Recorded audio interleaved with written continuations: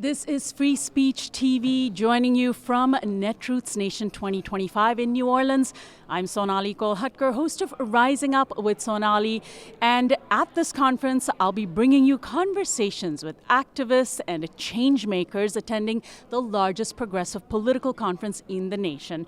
Joining me now is Minnesota Attorney General Keith Ellison, a progressive stalwart in the Democratic Party who formerly served in the House of Representatives and held a leadership role in the Congressional Progressive Caucus. Welcome to the program. Sonali, good to be with you. How are you? Doing very well. Thank you so much for joining us. You were having a great, Netroots Nation, New Orleans 2025. All right. Oh, yeah. So I have some questions for you about the Democratic Party, which a lot of people are thinking about these days. First of all, why is the party's approval rating so low? And what is the party's plan to get out of it? Well, I think that what you're really seeing is people who want to see the Democratic Party more vocal, more robust, fighting back, being effective, playing an organizing role. I don't think it's that people are against the Democratic Party. I think what you're seeing is some disappointment. And I think the Democratic Party needs to take it not as a demoralizing thing, but as a challenge. Get your act together, get moving. And that's on multiple fronts. On a content basis, like just straight up agenda, what are you fighting for? I think we need to take a look at what Zohran Mamdani is talking about. He's zeroed in on affordability. He is pointing out the fact that people born and raised in Brooklyn and Queens can't afford to live there. Now, the Democratic Party has historically, presented itself as the party of the working class. But people know we say that's what we're about, but are we really about that? We've allowed, a lot of problems over the course of the last 20 years. And I think that people see that. They see that when we did the housing crisis and the foreclosure crisis in 2008, we gave $800 billion or something like that to the big banks, as opposed to writing down principles so people could stay in their homes. Before that, it was under Bill Clinton that we allowed the merger of Travelers Insurance and Citibank, which allowed for this merger, which helped precipitate the subprime mortgage lending crisis. Democrats have not, other than Biden, have not really stepped up to the plate in terms of stopping market consolidation. Even when, I will give Obama a lot of credit for the Affordable Care Act, but quite honestly, he also was known as the deporter-in-chief. And on one more thing is that we didn't even allow single payer to be in the conversation. Right.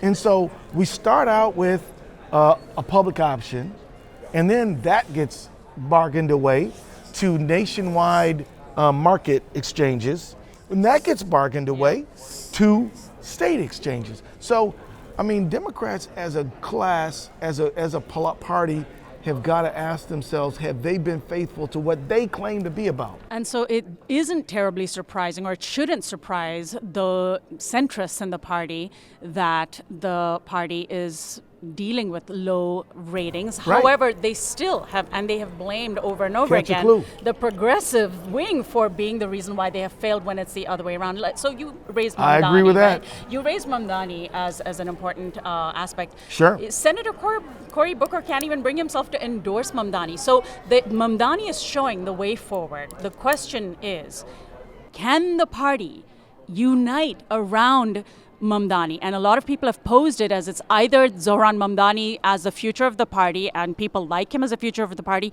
or Trump. You got to pick one. Will they pick the right horse in the team? I believe that we will. And I'm going to tell you, one of the reasons is Mamdani himself. Now, look, I am not a hero worshiper. I don't believe in messiahs. I don't think Mamdani walks on water. I think he's a regular man who is doing the best he can for his country. And so I'm not here to say that Zohran Mamdani has all the answers. That's too much pressure and it's not fair. I will say he's absolutely right about this unfair economy, and the Democrats who are not coalescing around him are wrong for not doing so. Is he right about the solutions to the unfair economy? City-run grocery stores, free childcare, free buses? Well, for years there was a state-owned bank, and I think North Dakota, what's wrong with that? I mean, we used to have a robust public housing system. They're going to call us socialists anyway, so why not lean into the things that make this country great, like publicly funded infrastructure? Let's talk about reality and truth. The United States is a mixed economy with a public sector. You can call it socialism if you want to, sure. And also has existed with, markets.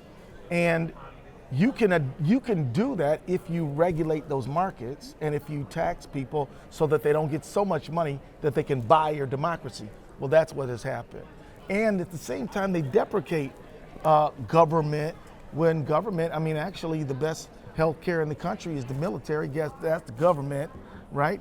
People are generally report being happy about Social Security, government, and there's all these things. But we've got to just stop being so scared of what the Republicans are going to say about us.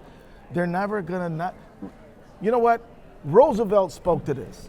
He said, these big bankers and business people, they hate me and I welcome their hatred because I'm standing up for people. He talked about the great freedoms, the freedom from want, the freedom for a job, the freedom. And why we don't have to go, we can take a page from history, So as I think Zoran Mamdani probably did. So plenty of people who are supportive of all of that still would say the Democratic Party has failed to and therefore will continue to fail to deliver on these. Why should we put our faith in the Democratic Party and not build a new party that's actually going to listen to us and not be in Wall Street's pocket? What do you say to them? What I say to them is, if you see the problem, the reason why the Democratic Party is as it is because the oligarchs have said, why shouldn't we try to buy that party too? And so they got Citizens United, and they said we can flood the. A lot of people think the party has been bought. Well, those people are I think overly cynical, and I think that to a certain extent, I can tell you as a member of Congress for 12 years, there's tremendous pressure to raise money. There will be tremendous pressure to raise money in any party. But that's not a strategy. Raising money isn't a strategy, and it seems that I know, but every time I try to say something, you interrupt me. Go ahead. If you pick every paragraph, every sentence, every syllable, you criticize that, then I'll never get through the point I'm trying to make. What I'm trying to say is, there's no party in America as it exists today, which if it does become a challenge to power, will not run up against the same problems. So my thing is, I'm a big supporter of the Working Families Party. I support a candidate who is a DSA in Minneapolis right now, a woman named Robin Walmsley. But at the end of the day, why would you abandon a institution that has a historic national infrastructure all over the country, in every precinct in the country? Why would you just walk away from it and build it all from scratch, given that this system is really built as a two-party system? You can change it once you get power, but you got to get power first. So what I want to say is, you don't have to abandon the Democratic Party. You can take it over. Let me ask you this about the Republican Party. The Republican Party of 10 years ago, they were nothing but free traders. Now they're the party of tariffs. The Republican Party of 10 years ago was working hard to destroy Social Security. Trump says he's not for that. I don't believe him necessarily, but they've made it unpopular. So the Republican Party has clearly shifted away from its core, from what it stood for only a short time ago. So why can't the Democratic Party do the same if people who really care about a shared economy, prosperity that is shared, just get involved and move and groove and start organizing? It can certainly happen, but it can't happen if we just say, it sucks, we're bad. By the way, when Bernie Sanders ran for president, he ran as a Democrat, right? He certainly did. Zoran Mamdani is running as a Democrat, right? Absolutely. And they're changing the conversation. So people who are running as Democrats, attempting to change the party from within, starting, of course, with folks like yourself, with folks from the squad. The question and the question is, they're still in the minority, but we have a populace that have said Why abandon the Democratic Party? Because the Democratic Party seems to have abandoned us. And so there's a lot of cynicism out there. People are sitting out elections, right?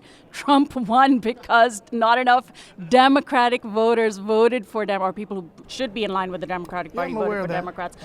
So here's the question. But I don't see the world as static. I see it as dynamic and fluid. And what is happening now doesn't necessarily be the same thing that's happening 10 minutes from now or 10 years from now.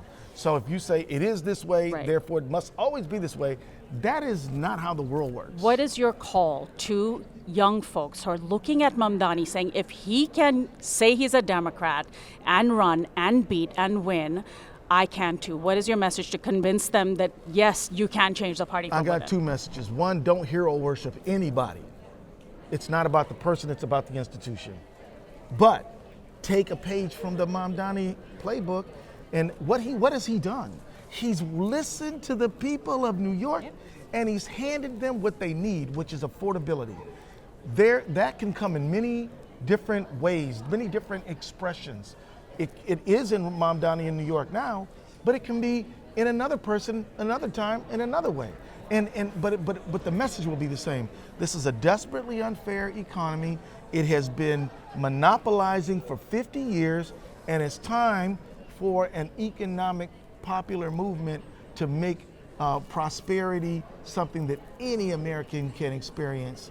And it has to do with a wide range of things, everything from immigration policy to antitrust policy to fighting wage theft to strengthening our unions, having universal health care for everybody. This is what we need to be fighting for. But so we get around the principles, we don't get around the person. And I love Bernie Sanders, but I don't think what I think because of Bernie Sanders. I think I'm brothers with Bernie because we share the same value system. So that's what I want to say. Mamdani is the man of the moment because he's shown another way. He's shown another way. Can I ask one last question about policing in Minnesota? Yeah, let's do it. All right, so 5 years since George Floyd was murdered, right, and 5 years since a massive racial justice movement that rocked this country. Sure. How are you feeling about the mass movement for holding police accountable? Do you feel that we've unfortunately lost some momentum on that? Yeah, we have lost some momentum on that, but I don't want people to be totally dispirited, right? Look, here's we've got to mix outcomes. The reality is that before George Floyd was killed, the police were involved in about 1,000 deaths a year with civilians. That's not to say, they're about 1,000. Now we're up to maybe 1,100. Yeah, it keeps going up every year. It's gotten worse, but at the same time, in Colorado, they reformed qualified immunity. In Minnesota, we banned no-knock searches. We've banned a chase policy. There have been spotty different things that have happened. We got groups like NOBLE, the National Association of Blacks in Law Enforcement, who are pro-community and are about police accountability. So I don't want, the thing I worry about is that when you get a bad stat like police brutality, police murder, police deaths are going up, then we say, oh, everything sucks. That is a luxury we cannot afford. The question is, we've got to figure out how to take the gains we've made and reverse the momentum in the other direction. And that's about organizing, and that is day in, day out commitment to a just world. And people before us did it, we can do it too. And that's where it's at. I don't get discouraged because you get a bad outcome. Figure out what to do to change it. Thank you so much. Okay. Appreciate it. My guest has been Minnesota Attorney General Keith Ellison, progressive stalwart in the Democratic Party. I'm Sonali Kolhatkar reporting for Free Speech TV from Netroots Nation 2025 in New Orleans.